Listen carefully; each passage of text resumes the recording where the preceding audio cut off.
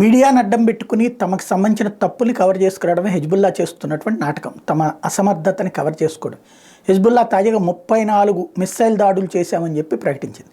34లో ఒక్కటంటే ఒక్కటి కూడా ఇజ్రాయెల్కి రీచ్ కాలేదు. క్రమంగా జరుగుతున్నది ఏంటంటే హెజ్బుల్లాకి శక్తివంతమైనటువంటి టీంని చంపేసింది అమెరికా. వాళ్ళకి సంబంధించినటువంటి పవర్ఫుల్ లీడర్లు ఎక్కడున్నారో వాళ్ళని వేసేసింది. అది సిరియాలో ఉన్నా లేపేసింది, లెబనాన్లో ఎక్కడున్నారో చూసి లేపేసింది. దాంతో ఇప్పుడు అప్రెంటిస్ గాళ్ళు ఈ మిస్సైల్స్ అటాక్ చేస్తున్నారు. ఈ అప్రెంటిస్ గాళ్ళకి సరిగ్గా నిర్దేశిత లక్ష్యాన్ని ధ్వంసం చేయడం తెలియదు. వీళ్ళు ఇంకోటి ఆపరేట్ చేసే లోపల అటుపక్క నుంచి Israel air defence system activate అవుతుంది, యువతల వీళ్ళు చూస్తున్నారు. క్రమంగా లెబనాన్ నుంచి హెజ్బుల్లా తమ దగ్గర కొంతమంది సుశిక్షితులైనటువంటి తీవ్రవాదులు ఉంటే వాళ్ళ ద్వారా నడుపుతున్నటువంటి నాటకం ఫెయిల్ అవుతుంది.